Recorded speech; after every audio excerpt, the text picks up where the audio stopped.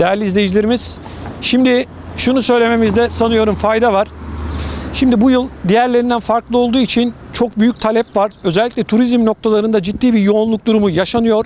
Antalya başta olmak üzere Bodrum, Milas, Fethiye gibi pek çok vatandaşımızın akın etmiş olduğu noktalarda şu anda oteller neredeyse %80 doluluk oranına ulaşmış vaziyette. Bunun yanı sıra turizm noktalarındaki fiyatlar da artmış vaziyette. Baktığımızda bundan geçen yıla kıyasladığımızda fiyatların en az %45, %50 oranında turizm sektöründeki fiyatların arttığını görüyoruz.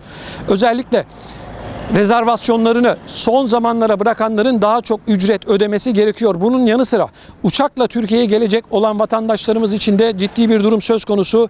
Sadece bir ay öncesine göre şu an uçak fiyatları neredeyse %100, %150 oranında fiyatlarını arttırmış durumdalar. Değerli izleyicilerimiz, tabii hava yollarına çok ciddi talep de söz konusu olduğu için Almanya Düsseldorf'ta dün yaşanan bir olayı hemen sizlere aktarmak istiyorum. Saygıdeğer izleyicilerimiz, bir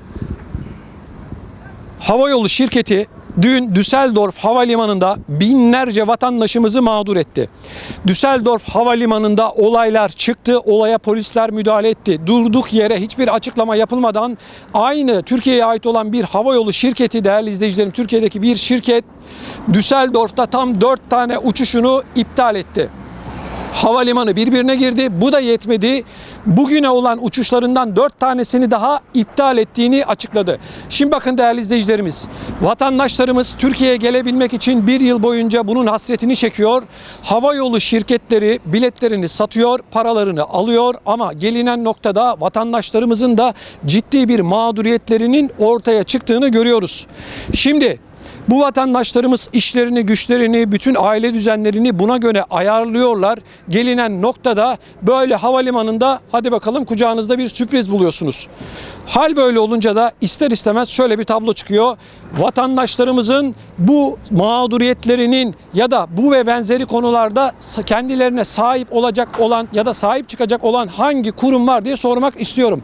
Maalesef sadece bu tür konular değil, daha pek çok şu anda yurt dışında yaşayan vatandaşlarımızın biliyorsunuz biz pek çok konudaki mağduriyetlerini bu ekrandan sizlere yansıtıyoruz. Otomatik finansal bilgi paylaşımından tutun da değerli izleyicilerimiz vatandaşlık konusuna kadar vatandaşlarımızın yaşamış olduğu pek çok sıkıntı var. Doğal olarak Avrupa başta olmak üzere yurt dışında yaşayan vatandaşlarımız şunu söylüyorlar. Diyorlar ki neden bize gereken ilgi gösterilmiyor? Tabii ki devletimizin yetkili kurumları gereken ilgiyi her ne kadar göstermek istese de yeterli olduğunu söyleyemeyiz. Şimdi Düsseldorf Havalimanı birbirine girdi. Haklı olarak vatandaşlarımız tepkilerini hukuk kuralları içerisinde gösterdiler ama görüyoruz ki Düsseldorf Havalimanı'nda adeta bir sanki çok büyük olaylar varmış gibi polisler tarafından bizim vatandaşlarımızın etrafı serildi. Bunu da bırakın, bu havayolunun personeli hiçbir şey yokmuş gibi kontuarlarını kapattılar ve gittiler. Ortada 4 tane uçuş bekleyen yüzlerce vatandaşımız kaldı ve onlar da mecburen evlerine ya da geldikleri yere dönmek zorunda kaldılar. Bu ve benzeri konuların, mağduriyetlerin ortaya çıkmaması için değerli izleyicilerimiz, seçmiş olduğunuz havayolu acentaydı, bilmem neydi, lütfen bunlara dikkat edin. Bunun yanı sıra İnternetten otel rezervasyonları yapanlar varsa onların da çok dikkatli olmasını rica ediyorum.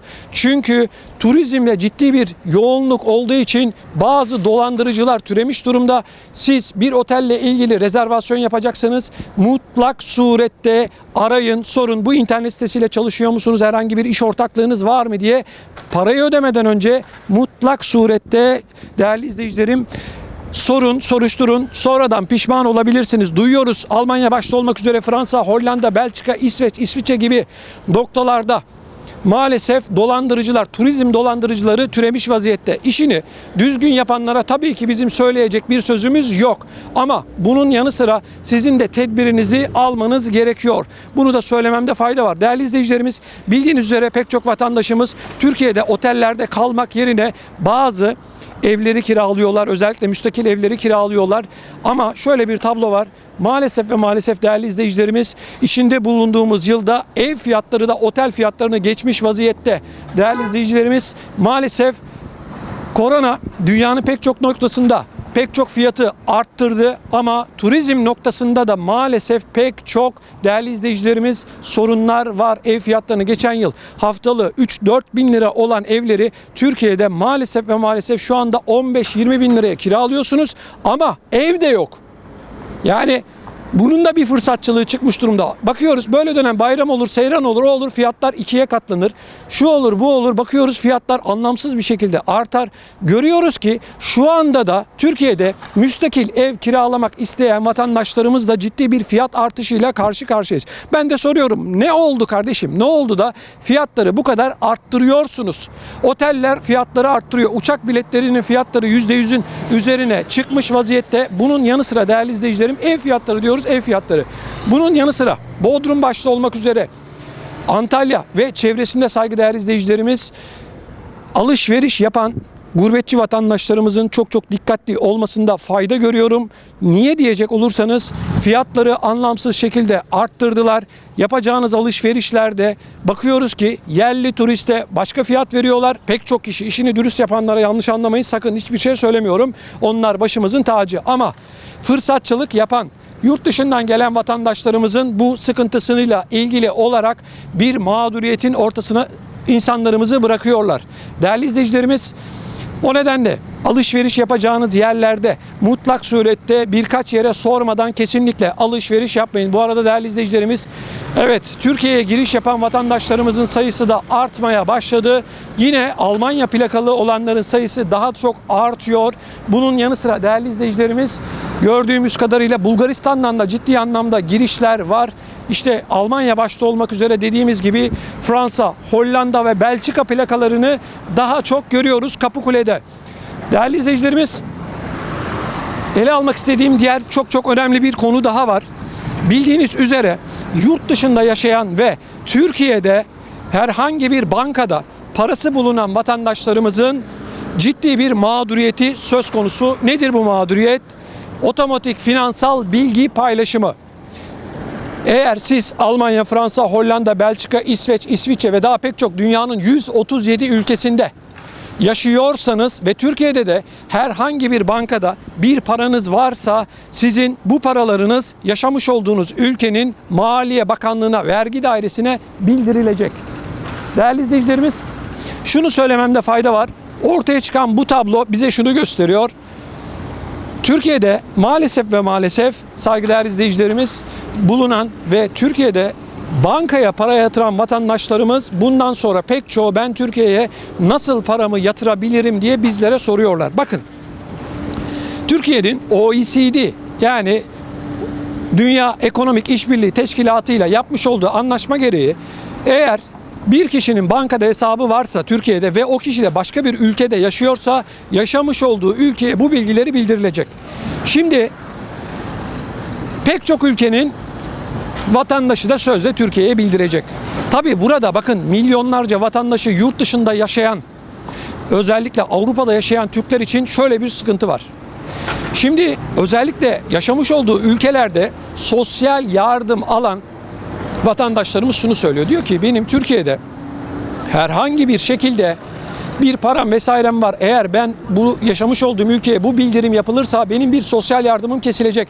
2, belki yargılanacağım dolandırıcılıktan. Nitekim benzer örnekleri var. Biraz sonra onları da sizinle paylaşacağım. Bu ve benzeri pek çok mağduriyet var. Şimdi bakın değerli izleyicilerimiz, ben yapılan bu anlaşmayı doğru bir anlaşma olarak görmüyorum. Çünkü Türkiye'de parasını getirmiş, yıllarca yurt dışında çalışmış vatandaşımız getirmiş, Türkiye'ye parasını yatırmış, ülke kalkınsın diye ve Türkiye'de milyonlarca vatandaşımızın milyarlarca euro parası var. Türk ekonomisi için büyük katkı durumu söz konusu.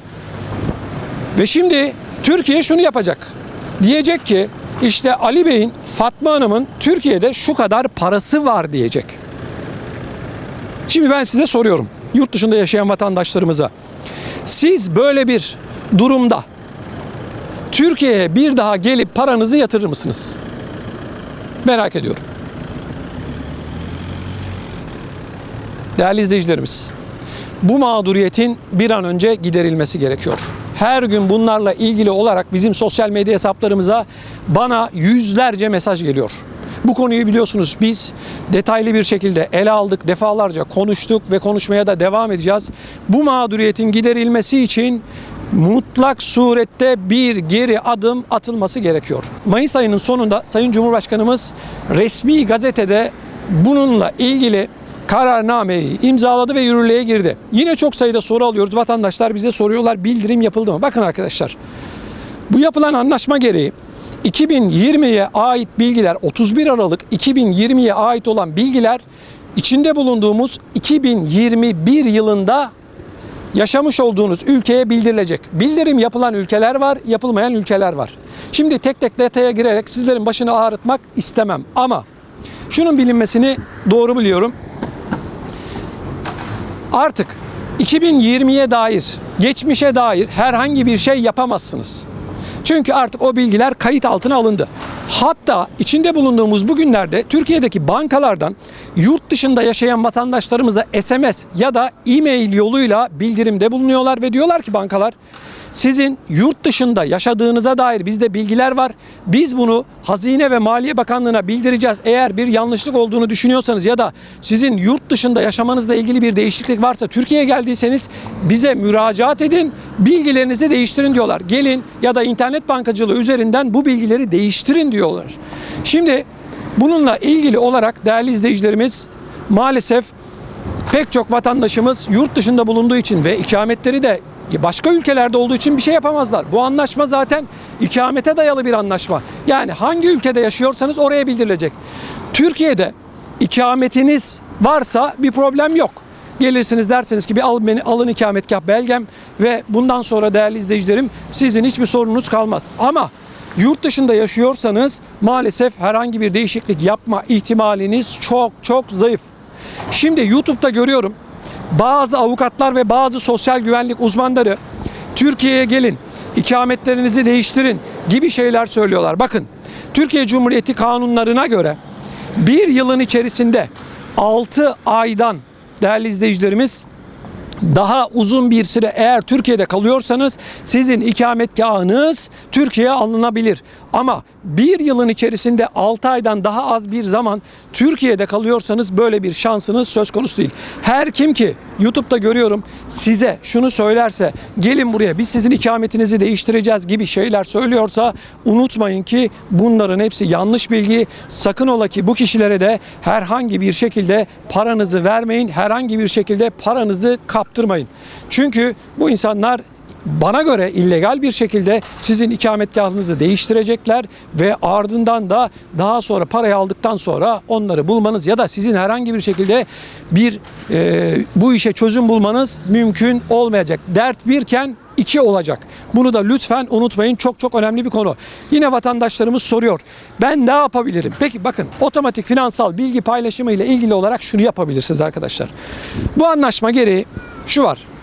Siz 31 Aralık yani yılın son gününde 31 Aralık tarihinde bankada kaç paranız varsa bu bildirilecek. Siz 31 ile hoş geldiniz.